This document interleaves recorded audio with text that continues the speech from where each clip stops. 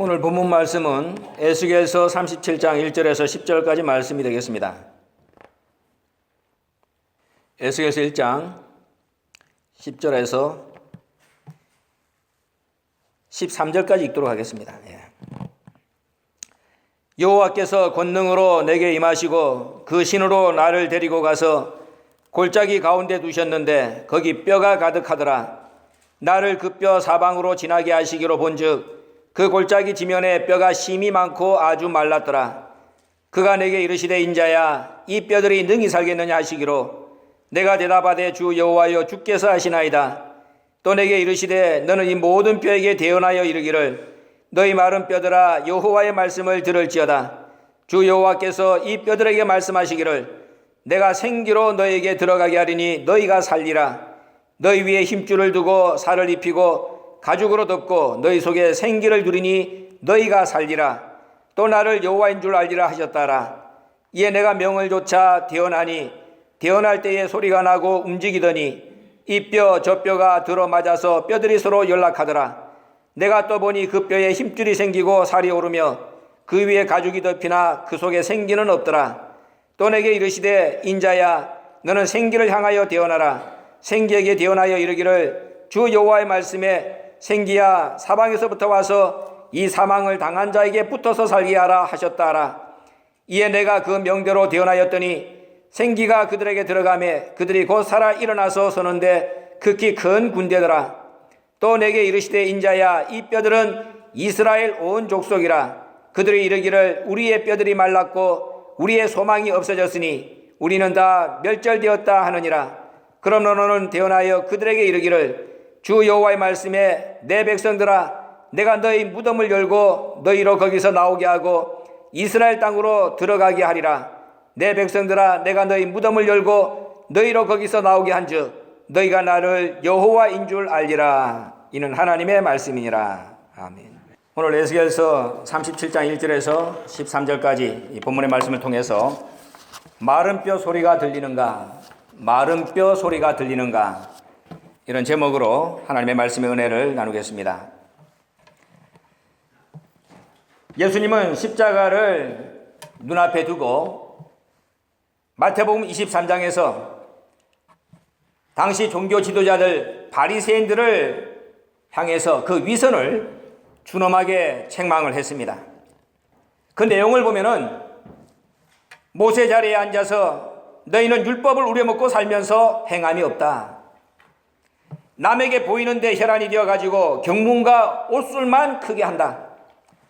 상좌에 앉아서 문안받는 것과 랍비라 칭함받는 것만 좋아하고 천국문을 닫고 자기가 들어가지 않는 것은 물론이고 들어가려고 하는 사람들조차도 못 들어가게 막고 교인 하나를 얻으면은 자기보다 배나 지옥 자식 만들고 성전보다 금을 더 크게 여기고 제단보다 그 제단에 바쳐지는 예물에 더 신경 쓰고 율법에 근거하지 않은 믿음 없는 11조를 자랑거리로 여기고 겉은 깨끗하지만 속은 탐욕과 방탕이 가득한 회칠한 무덤 같다. 예수님은 겉으로는 사람들에게 옳게 보이지만은 안으로는 외식과 탐욕이 가득 차 있는 이들을 향해서 7번씩이나 너희들에게 화가 있다. 그렇게 예수님은 준엄한 심판을 선언했습니다. 특별히 27절을 보면은 화 있을진저 외식하는 서기관들과 바리새인들이여 회칠한 무덤과 같으니 겉으로는 아름답게 보이나 그 안에는 죽은 사람의 뼈와 모든 더러운 것이 가득하다. 이렇게 책망을 하고 있습니다. 여기서 우리가 주목해야 될 말씀이 바로 회칠한 무덤 같다는 예수님의 말씀입니다. 무덤에 회칠한다고 죽은 자가 살아나겠습니까? 무덤에 회칠을 한다고 해서 그 속에 죽어서 이미 썩어버린 뼈가 거기에 힘줄이 생기고 살이 붙고 생기가 들어가겠느냐? 얼마나 부질없는 일을 너희가 하고 있느냐? 얼마나 어리석은 삶을 살고 있느냐? 예수님은 종교 지도자들을 향하여 십자가를 지기 전에 이렇게 회칠한 무덤과 같이 외식하는 쓸데없는 부질없는 짓에 목숨 걸고 살아가는 어리석은 자들을 향하여 심판을 선언했다는 말씀을 우리가 주목을 해야 됩니다. 2000년 전의 바리새인들만의 문제가 아니라는 사실이 오늘 우리에게 두렵다는 것이죠. 현대판 바리새인들을 향해서 예수님은 예언적으로 이 말씀을 통하여 경고하고 심판을 했다는 사실을 저와 여러분이 잊어서는 안 된다는 말씀입니다. 오늘 예수 믿는 자들 가운데 또 우리 가운데도 이런 자들이 적지 않습니다. 이런 자들이 누구냐? 현대판 바리새인이라고 말할 수 있는 회칠한 무덤과 같은 삶을 살고 있는 이런 자들이 과연 누구냐? 요한계시록 3장 1절에 4대 교회를 두고 예수님 말씀했습니다. 살았다는 이름은 있으나 실상은 죽은 자. 자기는 살았습니다. 아침에 일찍 일어나고 그 다음에 세수하고 얼굴에 화장하고 좋은 옷 입고 좋은 차 타고 밖으로 싱싱거리고 나갑니다. 살았기 때문에. 그러나 예수님께서 말씀하기를 살았다는 이름은 있지만은 너는 빈 껍데기다. 내 눈에는 너는 죽은 존재다. 디모데전서 5장 6절에서는 일락을 좋아하는 자는 살았으나 죽었느니라. 그저 하나님의 말씀과 상관이 없이 자신의 육신의 욕망을 쫓아가지고 살아가는 일락을 좋아하는 자들은 분명히 살았지만은 하나님 보실 때는 죽은 존재다. 다 죽은 송장뼈 같은 존재들이라는 것입니다. 그런데 그걸 모른다는 거죠. 하나님 눈안에는 분명히 죽은 송장뼈인데 자기는 거기에다가 화장하고 떡칠하고 가꾸고 꾸미고 살아간다 그 말이야. 우리가 여행을 가다 보면은 비행기를 탈 때가 있습니다. 그럼 요새 검색대를 통과하다 보면은 요새 보안시설이 잘 됐잖아요. 근데 검색대를 통과하면서 딱 보면은 자기 모양이 이게 뭐야? 뼈만 통과해가지고 보인다 그 말이야. 뼈 속에다가 또 무슨 권총을 찾는지 어떤 세부치를 가졌는지 그 가다가 쓱 보면은 뼈가 보인다 그 말이야. 그때 내 존재가 저 존재구나. 그 순간으로나마 우리가 한번 섬뜩한 경험을 우리가 하게 되잖아요. 나는 분명히 살았어. 그래서 좋은 옷 입고 뭐 1등석 비행기를 탈 거야. 그렇게 고개 바짝 들고 그 검색대를 통과하는데 검색대원이 체크하는 내 모습은 뭐냐? 뼈다귀. 하나님이 바로 그렇다는 거지. 말씀 앞에서 하나님 앞에서 우리의 존재가 그렇게 벌거벗은 것처럼 다 드러난다고 성경은 말씀하고 있습니다. 여러분, 남자를 볼 때 멋있는 남자가 있죠. 또 여자를 볼 때 미인이 있잖아요. 그런데 미인이나 미남이나 그 사람들이 뼈가 붙어있고 뼈에 살이 붙어있고 생기가 있고 살아있기 때문에 어떻게 하면 저 사람 손이라도 한번 만져볼까, 어떻게 하면 한번 뽀뽀라도 해볼까 생각하지. 아니 그 사람이 내가 볼 때에 껍데기 다 없어지고 뼈다귀만 있다. 산 송장 같은 존재하고 입 맞추고 싶은 사람이 어디 있느냐 하는 말씀이죠. 아무리 이쁘면 뭐해? 송장하고 뽀뽀하는 사람이 어디 있습니까? 그래서 오늘 말씀을 우리가 새겨드려야 된다 하는 말입니다. 새겨드려야 돼요. 오늘 본문에 에스겔 골짜기의 마른 뼈, 누구를 두고 하는 말입니까? 오늘 본문 11절 말씀을 보면은 하나님께서 이스라엘 온 족속이다. 이스라엘 온 족속이야. 자기들은 분명히 살아있습니다. 하루에 삼시세끼를 꼬박꼬박 먹습니다. 또 생각도 하고 사람들을 만나고 사업도 하고 부지런히 쫓아다닙니다. 그런데 하나님 앞에서 이스라엘 백성들 말씀을 잃어버리고 진정한 영적 자유를 상실하고 바벨론의 포로가 돼가지고 살 수밖에 없는 이 존재들은 하나님 볼 때 뭐냐? 마른 송장뼈다. 에스겔 골짜기의 이 마른 뼈는 분명히 이스라엘 온 족속을 가르치지만은 오늘 예수님께서는 저와 여러분 이 땅의 현실을 두고 말씀하고 있다는 사실에 우리는 주목을 해야 됩니다. 오늘 예수 믿는 자들, 오늘 이 땅의 교회, 오늘 이 세상을 하나님 없이 살아가는 모든 존재들, 하나님 눈에는 다 뭐냐? 이 마른 에스겔 골짜기의 뼈 같은 존재들이다. 얼마나 참담합니까? 얼마나 기가 막힙니까? 하나님 앞에서 우리 존재, 하나님 앞에서 우리 교회의 모습, 하나님 앞에서 세상 사람들이 다 죽어 나자빠져 있는 이 송장 같다고 하는 이 말씀, 얼마나 두렵고 동시에 절망적이냐 하는 말입니다.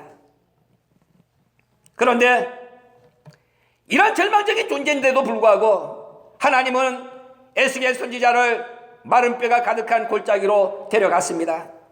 그리고 에스겔 선지자에게 물어봅니다. 뭐라고 물어봅니까? 이것이 살아나겠느냐? 이것이 살아나겠느냐? 우리가 하나님이 데려가지 않았다면은 말라있는 송장뼈 보고 이것이 살아나겠느냐 물어보면 뭐라고 대답합니까? 아이고, 그런 일이 있을 수 있겠습니까? 그러나 하나님께서는 에스겔에게 먼저 이것이 살아나겠느냐 그렇게 물었습니다. 그리고 난 뒤에 에스겔을 향하여 하나님 말씀하기를, 야 에스겔아, 너 이 마른 뼈들을 향해서 이렇게 말해라. 너희 마른 뼈들아, 여호와의 말씀을 들을지어다. 여호와께서 생기를 너희에게 들어가게 하리니 너희가 살리라. 너희 위에 힘줄과 살과 가죽을 입히고 생기를 주리니 너희가 살리라. 그리하면 나를 여호와인 줄 알리라. 이렇게 말하라고 하나님이 에스겔에게 명령을 했습니다. 뼈가 살아난다. 뼈가 살아난다. 네가 생각할 때는 불가능한 일이지만은 하나님께서 말씀하기를 뼈가 살아난다.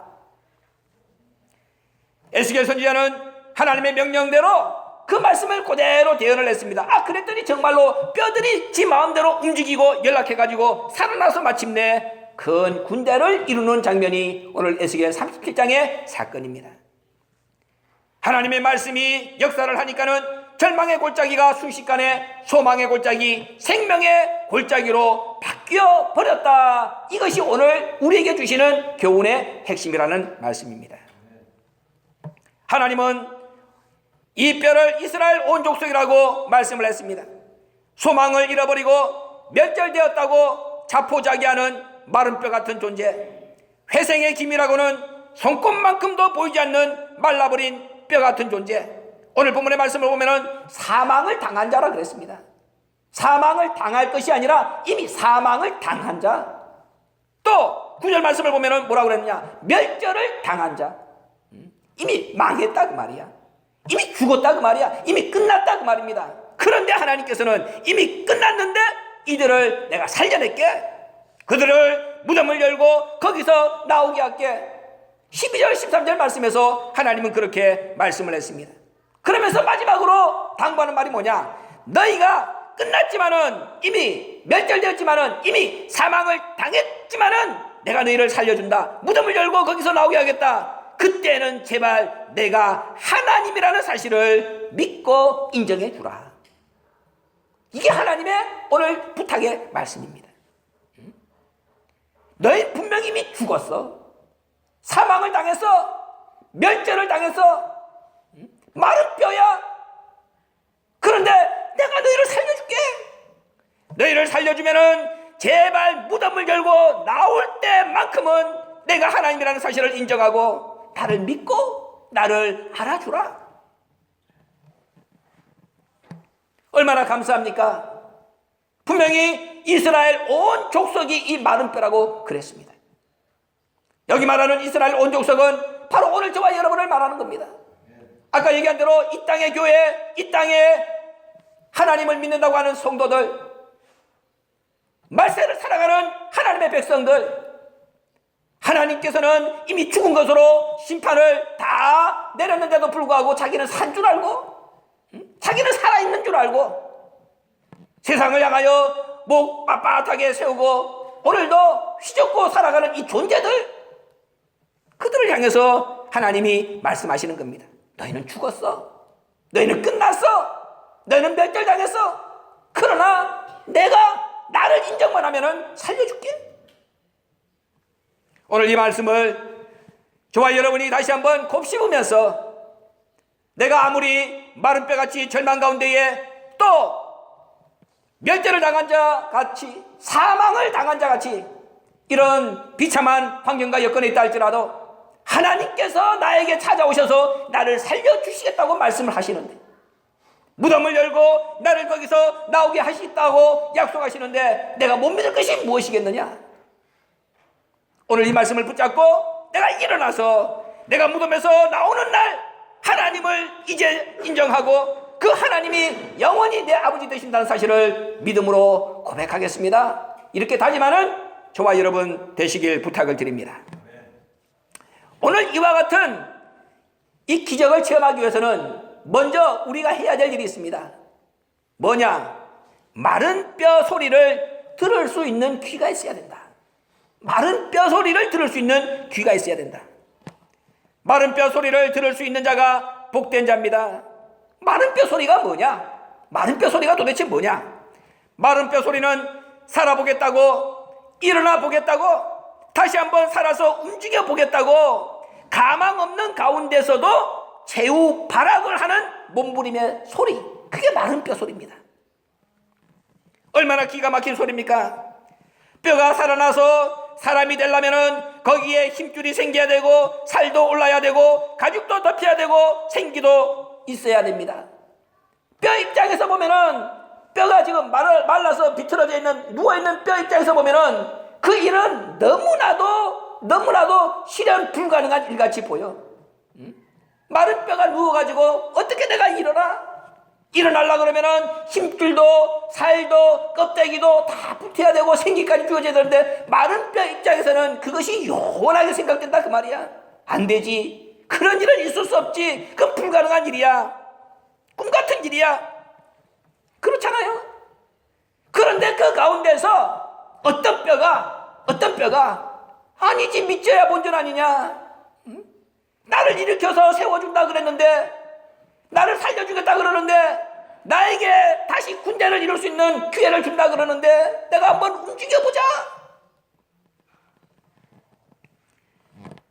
가망이 없는 그러한 상황 속에서도 정말로 믿고 한번 해보자, 믿져야 본전 아니냐, 최후 발악을 하면서 그 일어나려고 그 아무것도 기댈 데 없는 그 가운데서도 이 작은 최고의 몸부림을 치는 이 마른 뼈의 절박한 움직임, 그 소리,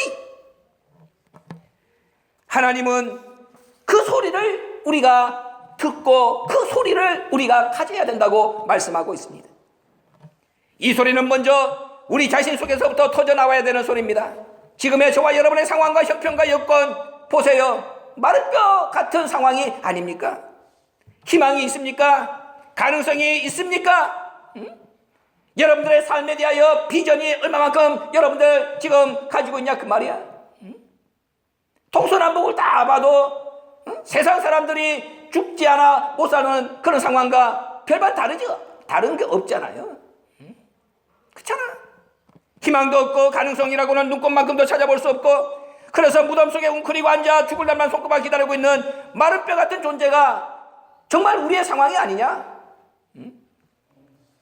말씀의 비전을 상실했죠. 말씀의 확신도 상실했죠. 말씀의 기대치도 상실했죠. 말씀의 영광도 상실했죠. 왜? 아버지가 떠났다 그 말이야.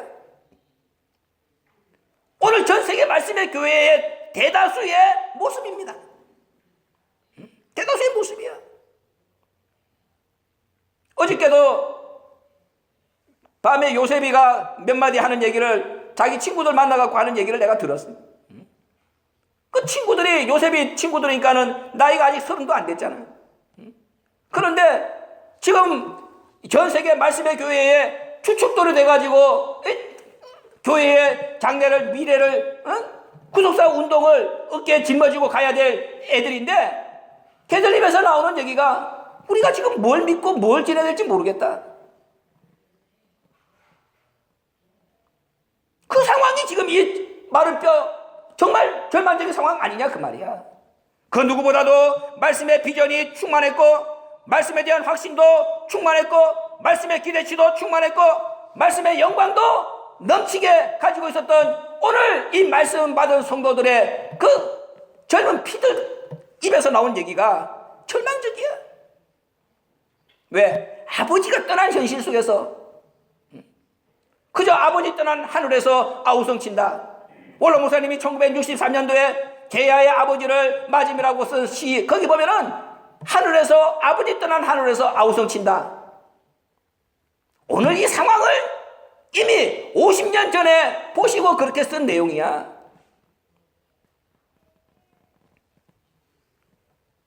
그게 우리 모습 아니냐 그 말이지. 그런데 이 가운데서 그래도 아버지는 우리에게 최후의 승리를 약속했으니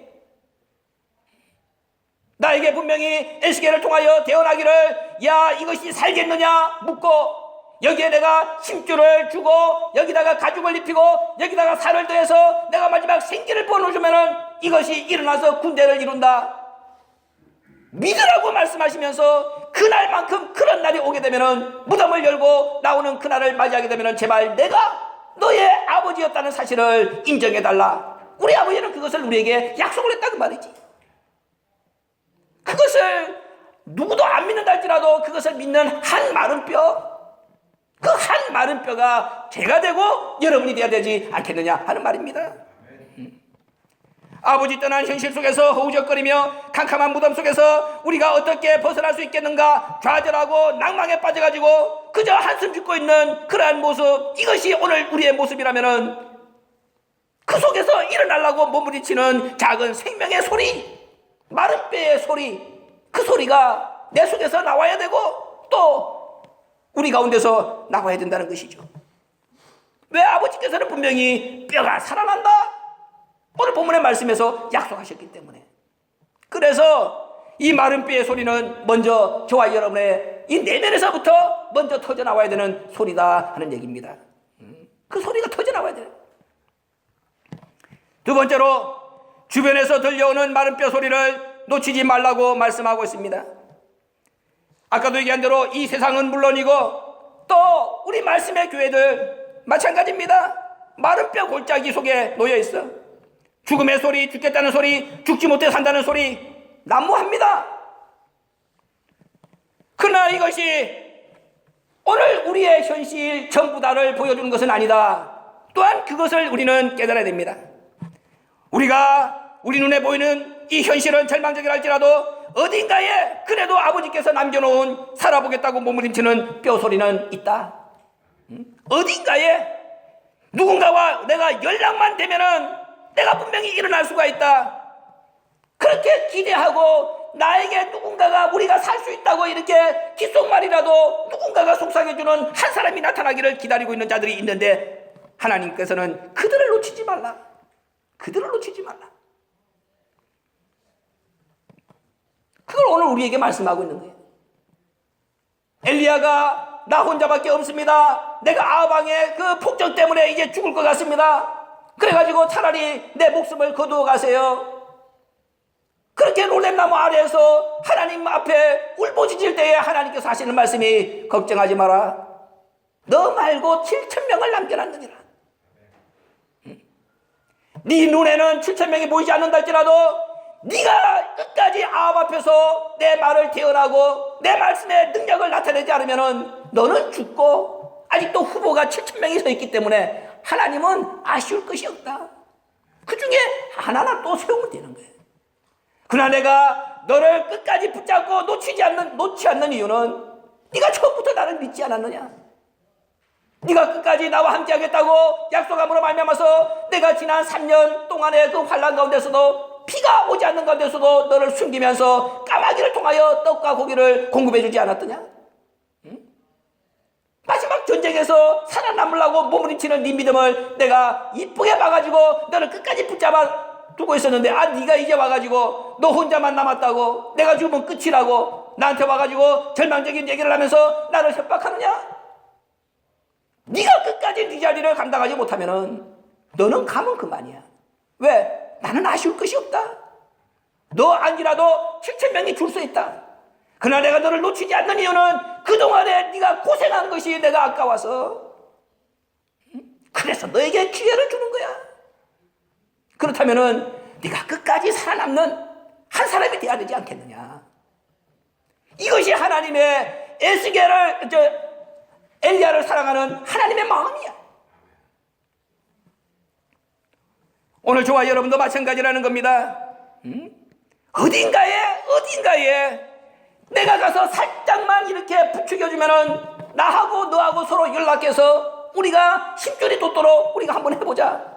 이렇게 연락하고 일어나기를 기대하고 어딘가 나에게 용기를 주는 한 마른 뼈가 나타나기를 고대하는 그런 소리가 있다고 성경은 말씀하고 있습니다. 그들을 찾으라는 겁니다. 가서 그들과 연합하라는 겁니다. 그들과 함께 일어나라고 몸부림을 치라는 겁니다. 뼈라고 다 같은 뼈가 아닙니다. 살점이라도 몇 점 더 붙어있는 뼈가 있을 수 있습니다. 그 위에 힘줄이, 그 위에 가죽이, 그 위에 생기까지 더하여진 뼈도 분명 있을 겁니다. 나보다 나은 뼈도 있을 거라 그 말이야. 그 뼈들이라도 서로 연락만 하면은 하나님께서 말씀하기를 내가 군대를 이룰 수 있도록 해줄게.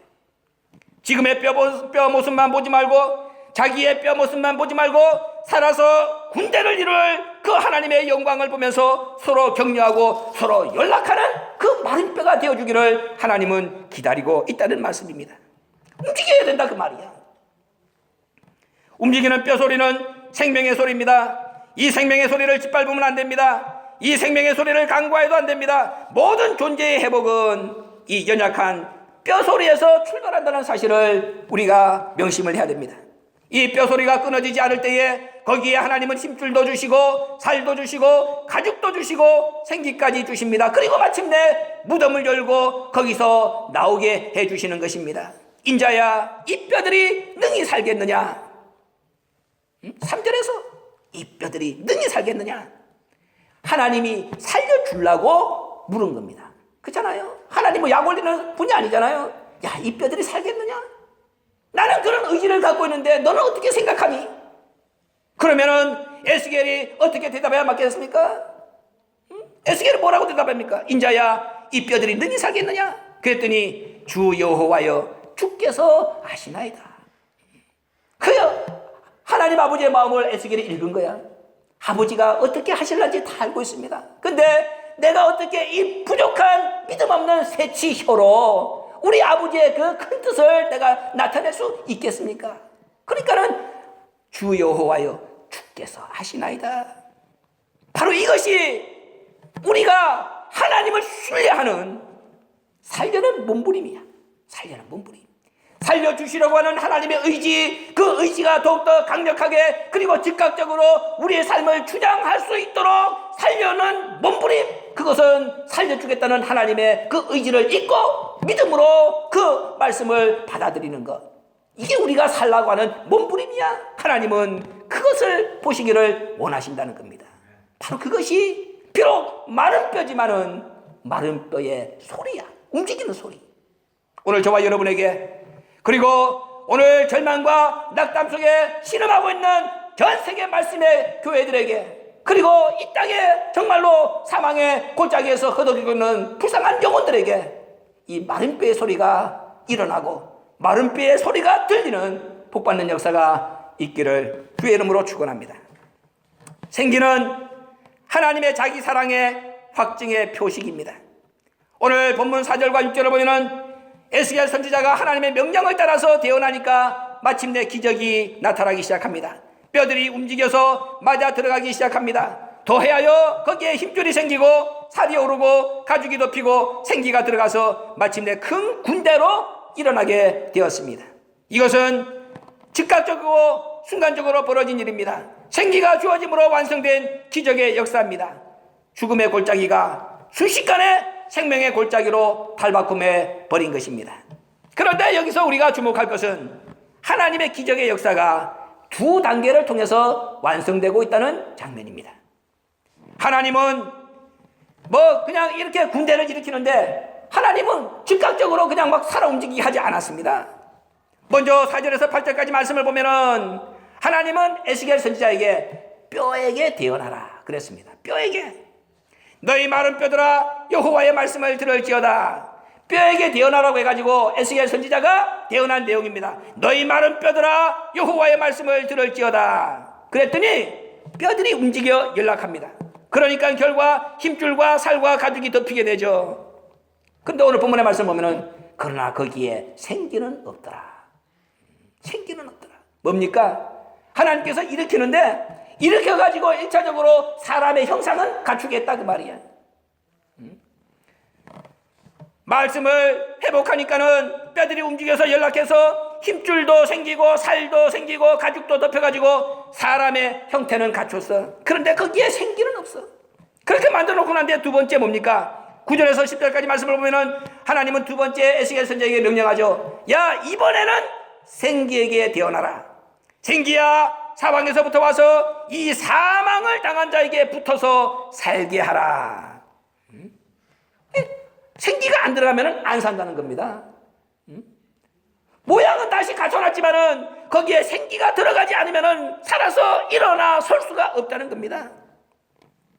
마른 뼈는 이스라엘 온 족속입니다. 이들은 하나님의 말씀을 듣고 움직여야 하는 자들이죠. 사람으로서 해야 할 도리를 다 해야 되는 자들이라 하는 말입니다. 그 일을 하고 난 뒤에 다음 단계로 하나님께서 주시는 것이 생기입니다. 우리가 해야 될 일을 사람의 형상을 가지고 회복한 우리가 해야 될 일이 있다 그거야. 그것을 하고 난 뒤에 하나님께서 그것을 인정하고 난 뒤에 그 다음 단계로 주시는 것이 생기고, 그 생기를 받아야만 비로소 산 존재가 된다는 말씀입니다. 요한복음 11장 39절 말씀을 보세요. 예수님이 나사로를 살릴 때도 예수님은 두 단계로 나누어서 했습니다. 그저 예수님이 무덤에 가서 나사로야 나와라 말씀했습니까? 무덤에 나사로의 시체를 이 무덤이 큰 돌로 막고 있는데, 그렇잖아. 예수님이 가가지고 혼자서 낑낑거리면서 그 돌을 옮겨놓고, 아니면은 말씀을 통하여 야 돌아 저쪽으로 튕겨져 나가라 말씀을 해가지고 돌을 튕겨냈습니까? 아닙니다. 무덤을 막고 있는 돌을 예수님은 주위에 있는 사람들에게 시켜가지고 저 돌을 옮겨라. 사람이 해야 될 도리를 하라 그 말이야. 그래야 가치를 알아.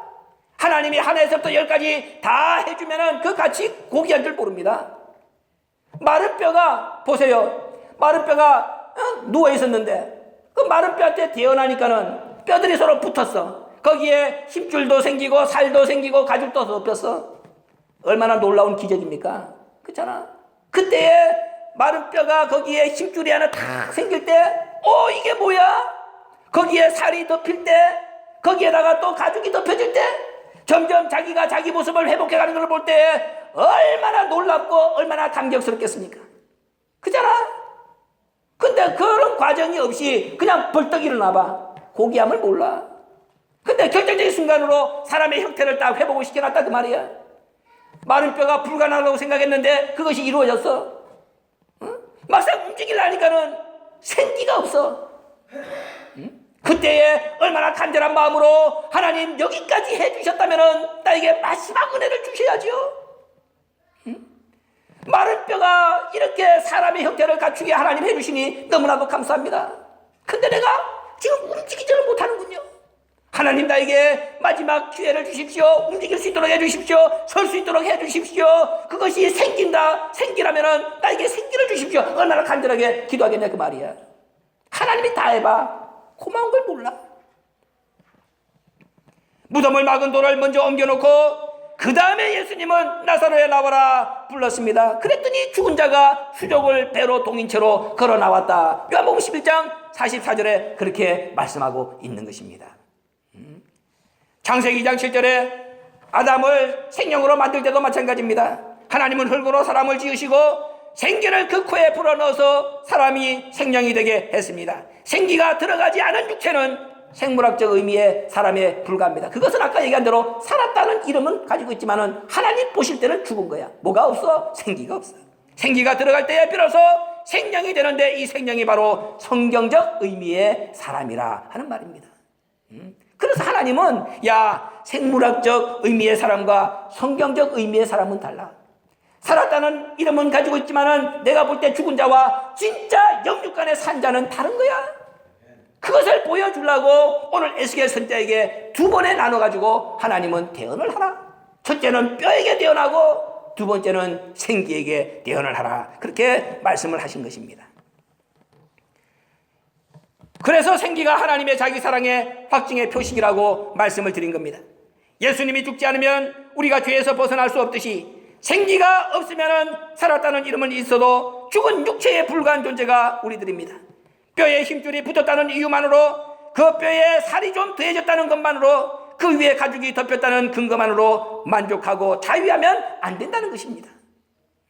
생기가 없으면은 그것은 내가 너보다 살이 좀 많아, 내가 좀 힘줄이 더 튼튼해, 아무 상관이 없다는 거야. 뼈에 힘줄이 붙었다고 그 뼈에 살이 좀 더해졌다고, 그 위에 가죽이 덮였다고 만족하고 자유하면 안 됩니다. 바로 그런 자들이 회칠한 무덤이고 물이 없는 구름이고 물 없는 웅덩이고 입만 무성한 저주받은 무화과 나무고 책망받은 바리새인들이라는 것입니다. 생기도 없으면서 생기가 없는 자는 의인 중에 악인에 불과하고 경건의 모양은 있지만 능력은 없는 자들이며 생명나무 열매가 아닌 선악과라고 성경은 말씀합니다. 예수님은 이것을 깨닫게 하시기 위해서 두 번에 나누어서 에스겔에게 대언하라, 그렇게 명령을 내린 것입니다. 아시겠어요? 그렇다면 오늘 누가 이런 대언자의 사명을 감당하겠습니까? 하나님은 오늘도 에스겔 선지자와 같은 그러한 인물을 찾습니다. 오늘 3절 말씀 보면 인자야 이 뼈들이 능히 살겠느냐, 절망적인 상황을 바라보게 하시고 나온 뒤에 하나님이 던진 질문입니다. 인간의 힘으로는 어쩔 수 없음을 깨닫게 한 후에 하나님이 던진 질문입니다. 인자야 이 뼈들이 능히 살겠느냐. 그런데 그때 이 에스겔 입에서 나온 고백이 뭐라 그랬습니까? 주 여호와여 주께서 아시나이다. 무슨 말이겠습니까? 하나님, 우리 존재들은 하나님의 처분만 기다릴 뿐입니다. 하나님께서 알아서 자비와 긍휼을 베풀어 주시옵소서. 하나님께서 주시는 대로 받을 수밖에 없는 것이 우리 존재들입니다.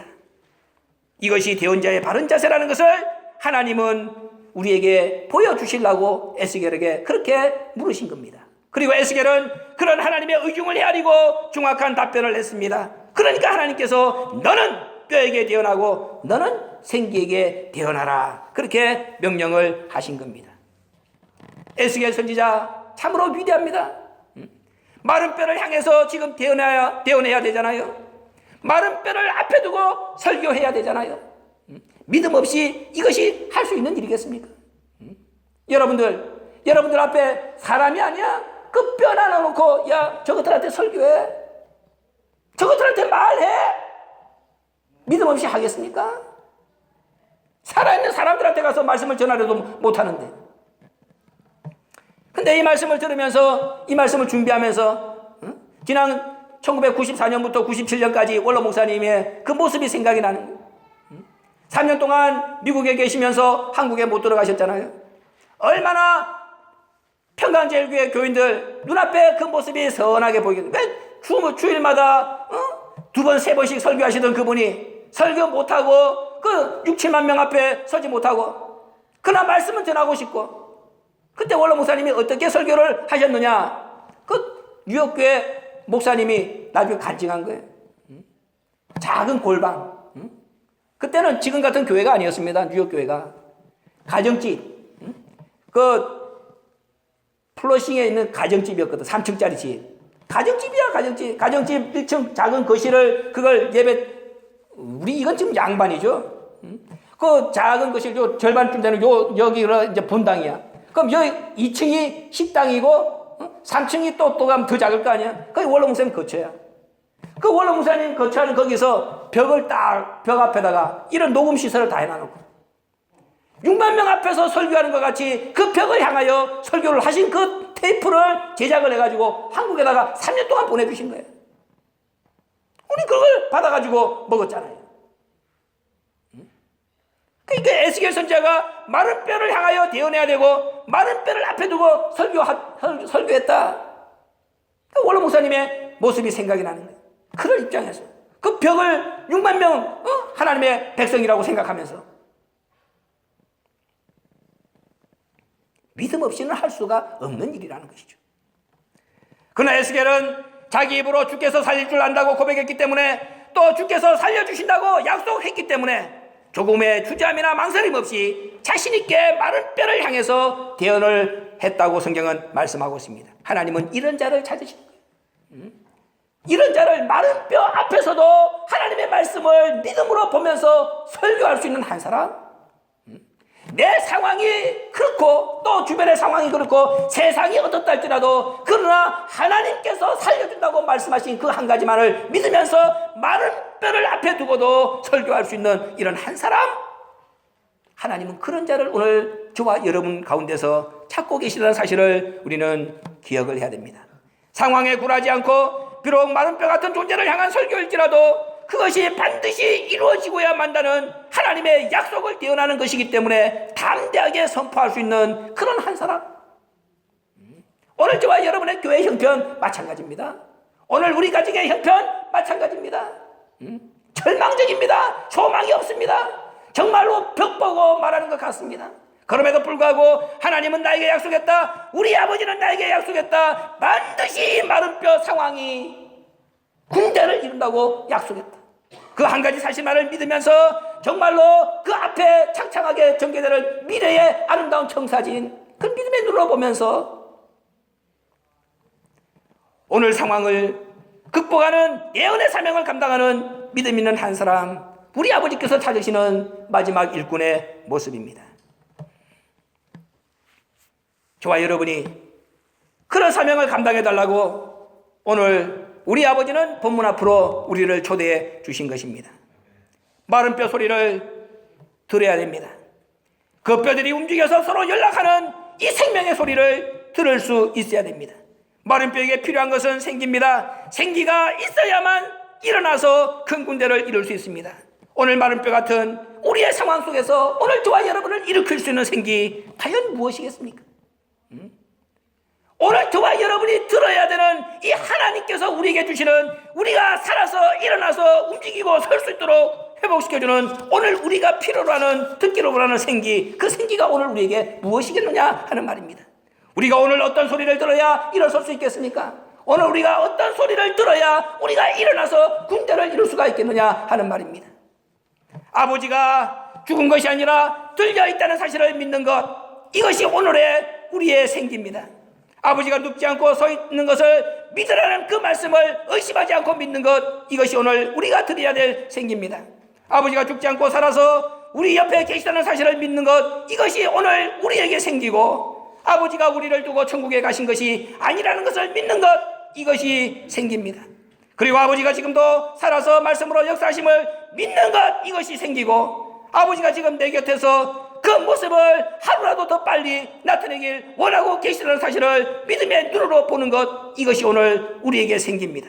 하나님은 그런 자를 찾고 계신 것입니다. 그런 자가 일어날 수 있다고 말씀을 하시는 것입니다. 이것이 오늘 저와 여러분이 들어야 되는, 우리를 살리는 생기고, 오늘 우리가 이 말씀을 믿고 누워있는 마른 뼈를 향해서 대언해야 될 증거의 말씀이라고 오늘 성경은 분명하게 우리에게 가르쳐주고 있습니다. 이 일을 감당하는 자만을 하나님께서는 이끌어서 변화의 세계로 데리고 가시겠다, 요한복음 12장 32절에서 정확하게 약속을 했습니다. 마른 뼈가 군대가 되어 일어나는 날이 세상 끝날입니다. 세상 끝날은 우리의 대언 사명과 그 맥을 같이 하고 있는 것입니다. 아버지가 무덤을 여시는 날이 있습니다. 무덤을 열고 저와 여러분을 끄집어내시는 날이 있다고 오늘 본문은 말씀하고 있습니다. 그날이 우리가 우리 아버지 손잡고 천국에 들어가는 날입니다. 그것이 세상 끝날의 마지막 이 땅에 전개되는 모습입니다. 알았어요? 에스겔 선지자에게 하나님은 그걸 보여준 거예요. 저와 여러분이 오늘 본문의 말씀을 통하여 우리 눈에도 이 미래적 현실을 끌어당겨서 오늘의 현실로 믿을 수 있는 이 말씀이 오늘 저와 여러분에게 생기가 되어서 나를 일으켜 세울 뿐만 아니라 지금도 무덤 속에서 누워서 어떤 뼈가 와가지고 나하고 연락해 주기를 기다리고 있는, 나보다 더 못한 상황에 있는 그 마른 뼈들, 그들에게 내가 받은 이 생계의 내용을 힘을 다하여 증거해서 그들과 연락해서 그들까지도 일으켜 세우는 마지막 대언의 사명을 감당하는 신광의 권속들 되어주시길 주의 이름으로 축원합니다. 고마우신 아버지 감사합니다. 오늘 우리의 형편과 처지는 에스겔 골짜기에 마른 뼈 같은 상황이고 그러한 여건 속에 놓여 있습니다. 맞습니다. 우리가 볼 때 좌절할 수밖에 없고, 우리가 볼 때에 낙담할 수밖에 없고, 우리가 볼 때에 한숨밖에 토해지지 않는 현실 맞습니다. 그러나 우리 아버지께서는 오늘 우리를 에스겔 골짜기로 데리고 가셔서 그 뼈들을 보여주시면서 이 뼈들이 살겠느냐고 우리에게 물으셨습니다. 사랑하는 아버지, 주께서 아신다고 고백한 에스겔의 고백처럼 아버지께서 어떻게 하신다는 사실을 의심하지 아니하고 100% 확신하면서 믿는 우리의 고백이 이 시간 우리의 입술을 통하여 터져나올 수 있도록 인도하여 주시옵소서. 그것이 우리에게 생기가 되게 하시고 그것이 많은 뼈들에게 오늘 우리가 증거해야 될 대언의 말씀이 될 수 있도록 역사하여 주시옵소서. 그래서 마른 뼈들이 서로 연락하고 일어나서 큰 군대를 이루는 날이 앞당겨 이루어질 수 있도록 축복하여 주시옵소서. 무덤을 열고 우리를 나오게 하시는 우리 아버지의 능력의 역사가 반드시 우리 때에 나타난다는 사실을 확신하는 저희들 되게 하여 주시옵소서. 그리고 그날이 우리에게 도래했을 때 그날만큼은 정말로 아버지가 영원히 우리의 생명의 주인 되심을 인정하고 고백하는 진실한 말씀의 아들들 모두가 되게 하여 주시옵소서. 예수님의 이름으로 감사기도 올려옵나이다.